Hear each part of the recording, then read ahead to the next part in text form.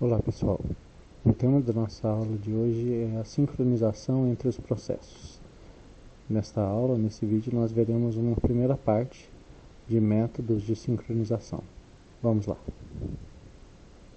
Para que nós venhamos a pensar em sincronização, é importante lembrarmos que ela é necessária devido às condições de corrida e ao problema de acesso a uma seção, a uma região crítica.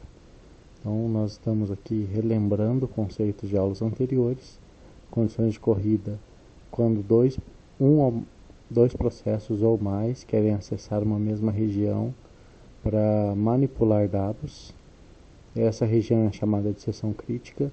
Essa manipulação pode gerar inconsistência nos dados. Então, por isso, é importante garantir e controlar o acesso a essa região.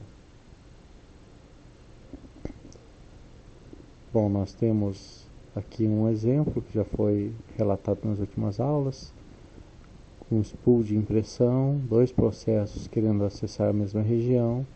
Se aqui nós temos o primeiro item da fila, o primeiro documento, aqui o slot para o último documento. Se o processo A fizer a aquisição do número do slot e ocorrer uma interrupção, e então o poder de processamento passar para o processo B, e ele também fizer a aquisição desse número de slot, os dois processos colocarão seus documentos, o vetor para os seus documentos na mesma região, e isso geraria uma inconsistência nos dados. É importante nós lembrarmos desse assunto, porque cada processo possui uma região crítica de código, onde existe a manipulação dos seus dados. Se esse processo possui várias threads, então essas threads podem acessar essas regiões e gerando aí a seção crítica, então uma possibilidade de inconsistência. Para resolver essa questão, cada processo ou cada thread deve pedir permissão para entrar nessa região. Se nós temos um kernel que é preemptivo, nós vamos nos deparar com alguns problemas que aumentam a complexidade de acesso a essa seção ou essa região crítica.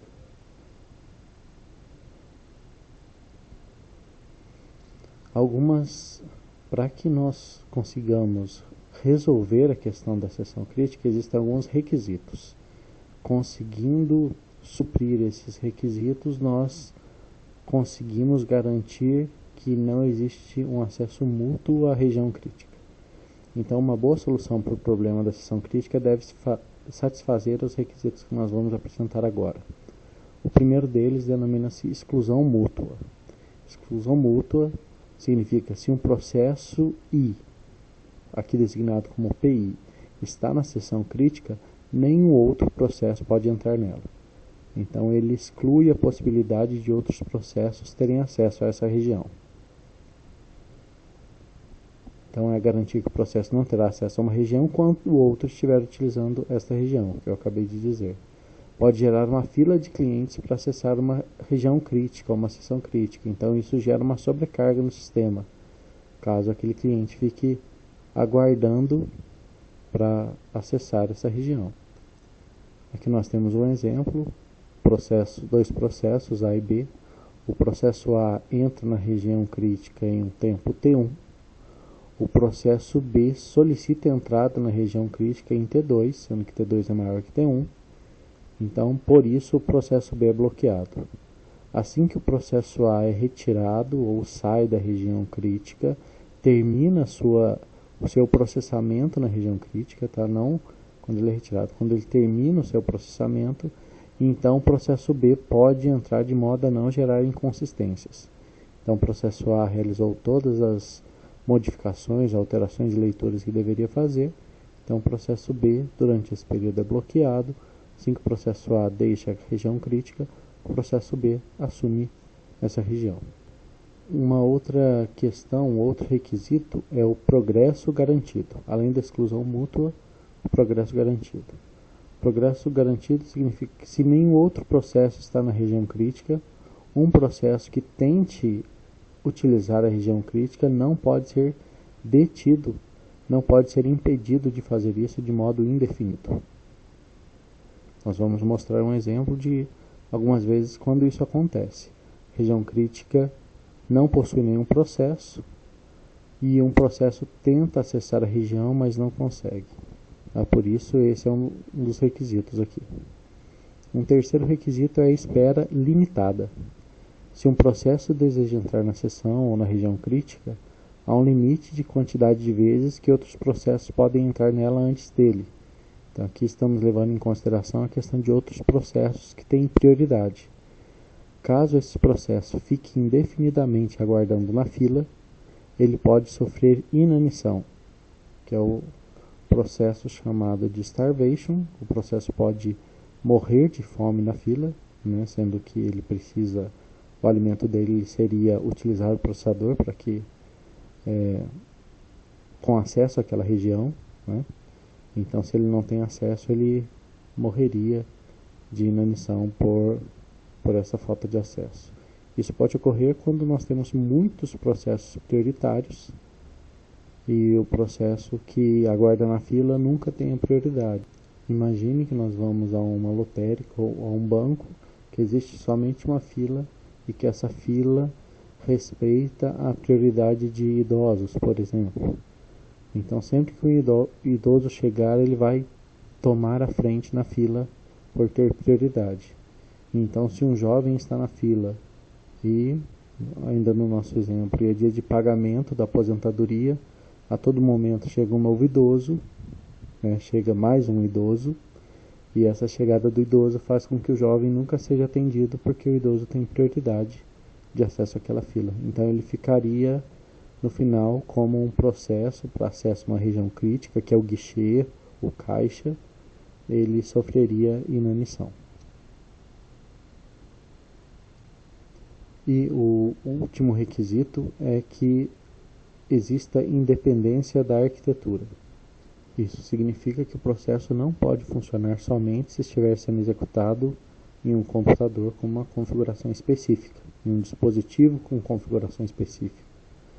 Por exemplo, o processo só pode ser executado em uma máquina com uma certa quantidade, com um certo número de núcleos, ou com uma certa frequência de operação. Então, se houver esse requisito, a nossa boa solução, ela deixa de ser boa, porque ela funciona somente para um dispositivo, uma configuração, especificação de máquina. E o acesso, relembrando aqui, o acesso à região crítica pode envolver tanto processos quanto threads. Deste modo, nós voltamos ao item comunicação entre processos, porque para que exista o acesso a uma região crítica, os processos precisam comunicar ou trocar informações entre si. E a comunicação é mais eficiente se ela for estruturada, que é o que nós vamos discutir agora, a sincronia e o controle de acesso, e se não utilizar interrupções. Algumas questões importantes que devem ser levadas em consideração. Como um processo passa informação para outro processo, nós iremos rever isso. Como garantir que o processo não invada espaços uns dos outros, nem entre em conflito, que é o nosso ponto de acesso à seção crítica. E qual a sequência adequada quando existe a dependência entre esses processos. São 3 questões importantes que nós vamos estudar as abordagens para solucioná-las e para respondê-las. Com relação a essas questões, é interessante pensar no tema sincronização. Aqui nós temos o exemplo de 2 pessoas que moram na mesma casa e ocorre aqui um problema de sincronização. Por exemplo, a pessoa A, às 6 horas da manhã, ela acorda, olha a geladeira, não tem leite. Então, às 6h05 ela sai, vai para a padaria. Às 6h10 ela chega na padaria. O objetivo dela é comprar o leite. Às 6h10 a pessoa B acorda, olha também a geladeira e não tem leite. Às 6h15 a pessoa A está retornando da padaria e no mesmo horário a pessoa B sai para ir à padaria. São padarias diferentes, tá? Só para nós não pensarmos que os dois vão encontrar na rua. Às 6h20 a pessoa A chega em casa e guarda o leite na geladeira. Às 6h20 a pessoa B chega na padaria, compra o leite Às 6h25 ela sai da padaria. Às 6h30 ela chega em casa, olha na geladeira e lá existe um leite. Significa que aquela tarefa que ele executou não precisaria ter sido executada porque a informação já foi atualizada por outro processo. No caso, o leite já foi reposto. Uma solução para essa questão, que envolve sincronização, é a seguinte. Poderia existir uma regra de trancar antes de utilizar, destrancar quando terminar e esperar se estiver trancado. Então, na prática, a regra seria a seguinte. A pessoa A, quando viu que não existe leite na geladeira, ela deixa o aviso. Fui comprar leite, esse slot ou a alocação dentro da geladeira para o leite vai ser preenchida por mim. Quando ela chega com leite, ela retira o aviso. A pessoa espera se estiver trancado. Então a pessoa B, ao acordar, olharia a geladeira e veria. Existe um aviso dizendo que alguém saiu para comprar o leite e que essa alocação para o leite vai ser reposta pela pessoa A, no caso. Então a pessoa B não sai para comprar se existir esse aviso. Então essa questão de sincronização estaria resolvida e é mais ou menos isso que nós estudaremos nas metodologias para sincronização de acesso à seção crítica. O trancamento da região, o destrancamento na finalização do uso, e aqueles que verificarem que a região está trancada ou sendo utilizada, ou que aquela demanda já está sendo suprida, eles esperam até obter a resposta final. E assim que a pessoa B, aquele que está esperando, obtiver a resposta final, ele ou realiza a execução ou não, dependendo do resultado que ele possa vir a ler. Essa sincronização dos recursos é realizada pelo sistema operacional, multitarefas, e é feita tanto para dados quanto para processos. O objetivo que ela ocorra com relação a dados é para manter a integridade dos dados. E com relação aos processos é para evitar conflito na utilização dos recursos, ou de modo que um recurso não fique com um processo, não fique mantendo a propriedade sobre um recurso enquanto o próprio processo não está utilizando o recurso. Tá? Tendo em vista que o sistema operacional gerencia recursos escassos mediante uma grande demanda. Os mecanismos para o controle de sincronização podem existir vários, mas nós vamos focar em alguns. São as barreiras. A barreira ela é criada e gerenciada pelo programa, então ele entra em estado de espera até que todos os processos que pertencem ao mesmo programa também entrem no estado. Então, primeiro nível verificou que existe um impedimento, ele aguarda que todos cheguem nesse mesmo estado. Então, por isso chamado de barreira. Nós temos os semáforos, que podem ser implementados tanto pelo sistema operacional quanto pelo programa. Consiste em variáveis de controle que indicam quantos processos podem compartilhar o recurso. Nós veremos também como é feita essa implementação. E nós temos as travas, que podem ser simples, especial ou compartilhada. Nós veremos como ocorre a implementação e a utilização dessas travas. Uma observação é que a barreira e o semáforo permitem compartilhamento de recurso, enquanto a trava não permite compartilhamento. A sincronia exige a existência de uma instrução capaz de verificar, se possível, travar. Tá? Essa questão de sincronia eu verifico. Se for possível, eu travo para que aquela região não tenha nenhum outro processo possa demandar utilização ou alteração dessa região. Baseado naqueles requisitos que nós vimos, nós temos aqui algumas propostas para a solução da seção crítica, essa questão de sincronia, que são espera ocupada, as primitivas que são chamadas de sistema sleep e wake up, os semáforos, os monitores e a troca de mensagens. Nós veremos cada uma delas com um pouco mais de detalhamento. Relembrando que essas técnicas, essas propostas de solução, serão analisadas sempre baseado nos requisitos, e que são exclusão mútua, progresso garantido, espera limitada, e independência da arquitetura ou do hardware. A primeira proposta de solução, então, é a espera ocupada, que nós veremos agora. A espera ocupada, ela consiste na constante verificação de um valor. Então, ela gera um desperdício de tempo da CPU, e nós temos uma imagem aqui que uma espera ocupada é equivalente a essa fila do banco. Você não faz mais nada a não ser verificar se existe um guichê livre, um caixa livre para que você possa utilizá-lo.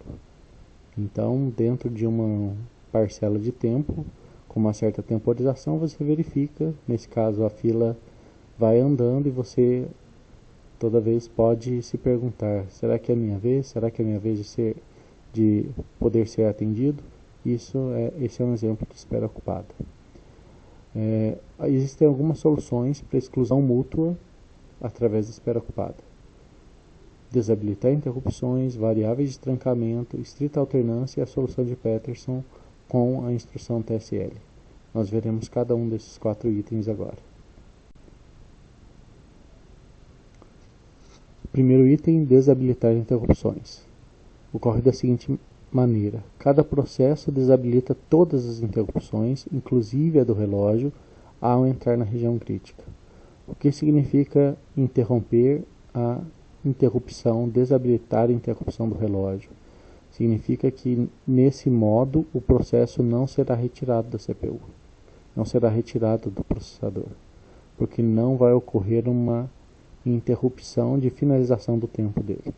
Então ele fica usando o processador até que a resposta dele seja respondida, né, seja entregue. Com essas interrupções desabilitadas, a CPU não realiza o chaveamento entre os processos. Então aquele processo fica usando a CPU, mantendo-a ociosa enquanto a sua resposta não é devolvida. Análise de algumas situações, problemas que podem estar relacionadas com a espera ocupada quando se desabilita as interrupções. Em sistemas com várias CPUs, desabilitar interrupções de uma CPU não evita que outras CPUs acessem a memória compartilhada. Então, eu tenho vários núcleos, o meu processo, ele utiliza uma CPU, desabilita as interrupções para aquela CPU, mas outras CPUs podem buscar o acesso àquela região crítica, aquela seção crítica, que é uma memória compartilhada, e podem gerar os problemas de integridade nas informações. Então, esse tipo de abordagem não funciona para sistemas com vários CPUs. Essa solução também não é uma solução segura, pois um processo ele pode esquecer de reabilitar suas interrupções. Então, imagine que o programador, por algum erro ou alguma outra falha do sistema, ele desabilita as interrupções, utiliza a CPU, ela fica ociosa durante o tempo necessário para que ocorra uma resposta. A resposta é entregue ao processo, o processo deixa a CPU, mas não volta a habilitar as interrupções. A partir desse momento, o processador não funciona mais. O restante da fila vai sofrer inanição. E ela funciona bem somente em ambientes monoprocessados. Um problema dessa abordagem é que, como nós podemos ver nesse quadro, ela fere todos os nossos requisitos de exclusão mútua, de progresso garantido, de espera limitada e de independência da arquitetura. Fere o princípio de exclusão mútua, porque caso eu tenha várias CPUs, eu não consigo garantir que somente o meu processo tenha acesso à seção crítica. Fere progresso garantido e espera limitada, porque caso ocorra um esquecimento ou uma falha de modo que as interrupções não sejam habilitadas novamente, não existe progresso garantido, não existe espera limitada. E fere o requisito de independência da arquitetura, pois só funciona bem em ambientes monoprocessados. E aqui estou definindo exatamente uma arquitetura, um requisito de hardware, então fere esse último requisito também. Uma segunda abordagem são as variáveis de trancamento, mutex lock. Então, os sistemas operacionais eles oferecem essas soluções em software para o problema da região crítica. E o mais simples é a trava, que nós chamamos de mutex. Ela é utilizada para proteger regiões críticas e prevenir condições de corrida. Esse processo ele precisa realizar o trancamento da seção antes de entrar nela e realiza o seu destravamento após a saída da seção crítica. Aqui nós temos um código que demonstra como é o funcionamento. Imaginemos dois processos. O processo A utiliza o processador, então ele tem aqui um loop infinito onde realiza diversas ações, dentre elas um processamento na região crítica. Então ele entra e verifica, vamos imaginar que nesse contexto lock é igual a 0. Tá?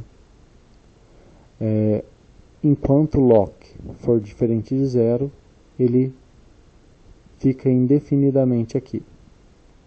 Então, como lock é igual a 0, se ele for diferente, ele fica aqui. Como lock é igual a 0, ele não entra nesse loop. Essa é a minha variável de trancamento, então nessa seção lock recebe 1. Então vamos imaginar que aqui ocorre uma interrupção, esse processo vai para o final da fila. O processo B também tem acesso a essa região crítica, então ocorre que ele, nesse momento, ele verifica lock é diferente de 0. Como o processo A acabou de mudar a variável, sim, ele é diferente de 0. Então o processo B fica indefinidamente nesse loop. Reparem que aqui é ponto e vírgula, tá? Então é um loop de travamento. Enquanto o lock for diferente de 0, B fica aqui. E então, ao finalizar o tempo dele de processador, ele volta para o final da fila. Lembre-se que essa é uma espera ocupada. Sempre que o processo B, nessa condição, for chamado ao processador, ele fica executando essa instrução indefinidamente, verificando a variável lock, mas ele não produz nada. Então, voltamos para o processo A, ele foi chamado da fila, ele já havia parado após essa instrução, então ele tem acesso à região crítica, executa todas as operações da região crítica. Ao final, terminou todo o processamento, ele faz com que lock seja igual a 0. Terminou essa instrução lock igual a 0, ele realiza algumas operações fora da região crítica e encerra o seu processamento, e o processador o retira, o escalonador o retira do processador, e necessariamente, como ele terminou tudo, ele não voltaria para a fila, vamos imaginar. Tá? Na verdade, ele fica executando isso aqui de modo cíclico. Então, como A liberou a região crítica, lock é igual a 0, próxima vez que B for chamado ao processador, ele vai verificar que lock é igual a 0, ele altera a variável, então agora ele tem acesso à região crítica, e caso A tente acessá-la, ele vai estar bloqueado, processo A. B acessa a região e libera, e assim esses processos vão conseguir acessar a região crítica com uma variável de tranca. Mas nem tudo são flores, e como eu disse, existem algumas complexidades relacionadas a interrupções. Então vamos imaginar novamente lock é igual a 0. Então qualquer um dos processos significa que não existe acesso de nenhum processo à região crítica. Então qualquer um dos processos que tente acessar, poderia acessá-lo. O processo A realiza várias outras atividades, ele entra nesse laço, verifica, lock é diferente de 0? Não, ele é igual a 0. Então, antes do processo A executar a próxima instrução, ocorre uma interrupção de relógio, o processo A é retirado do processador, o processo B é levado ao processador. Qual o valor da variável lock? É 0, porque não houve ainda mudança do valor dessa variável por A. Então o processo B verifica, lock é diferente de 0? Não. Então ele vem, sofre uma interrupção, ele estava parado aqui. O comando do processador volta para A, ele faz com que lock seja igual a 1, acessa a região crítica, ocorre uma nova interrupção. Volta para o processo B executaria essa instrução, ele faz com que lock seja igual a 1, também acessa a região crítica. Nós temos dois processos na região crítica, nós temos então problemas na integridade dos dados relacionados a essa região.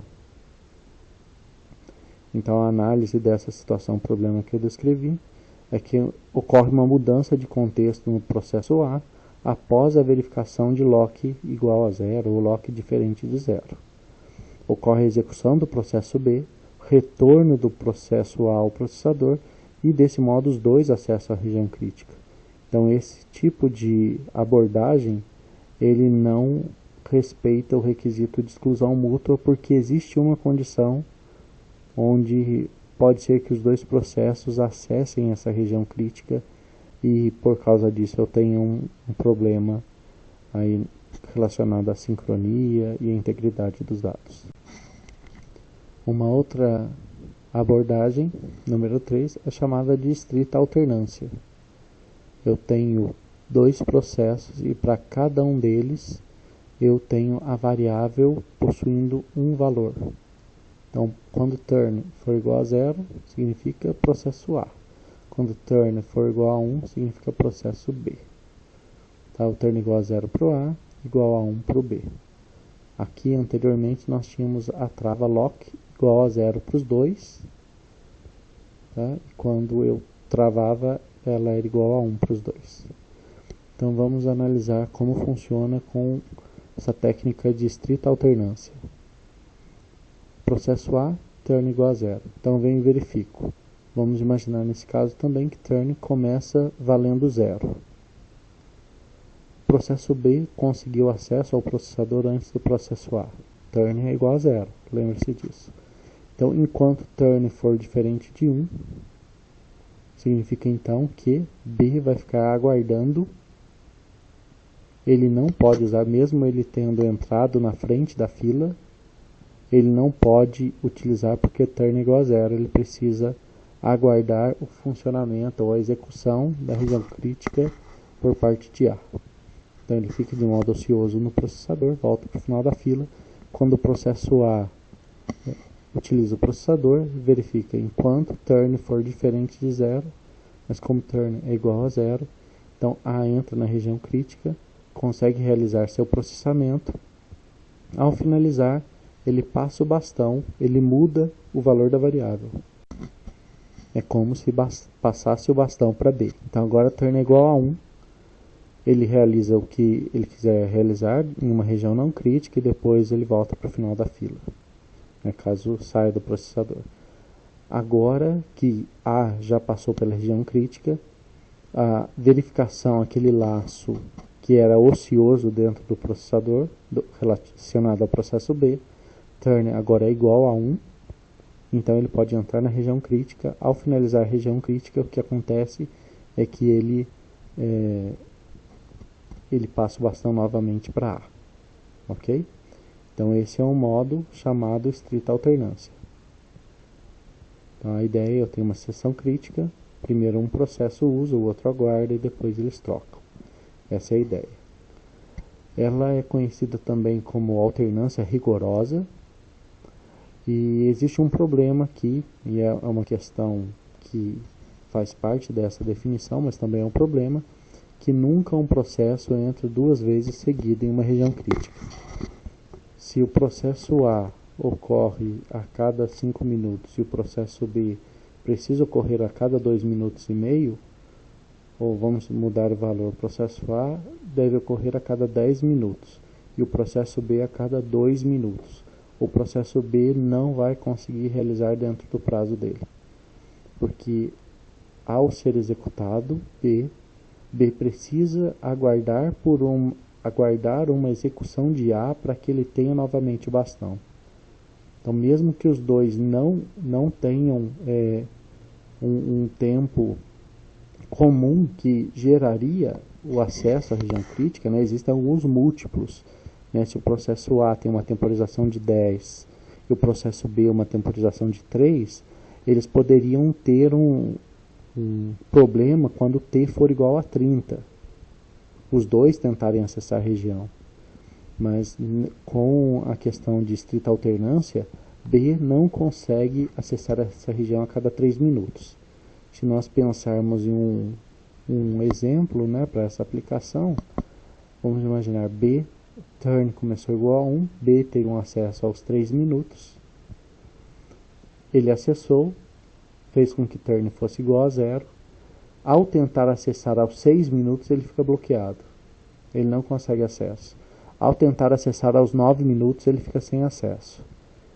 A acessa aos 10 minutos e após a execução de A execução de B é liberada, sendo que ele vai executar a atividade aos 10 minutos, um pouco mais de 10 minutos, só que a temporização que ele precisava dessa atividade era executá-la aos 6 minutos.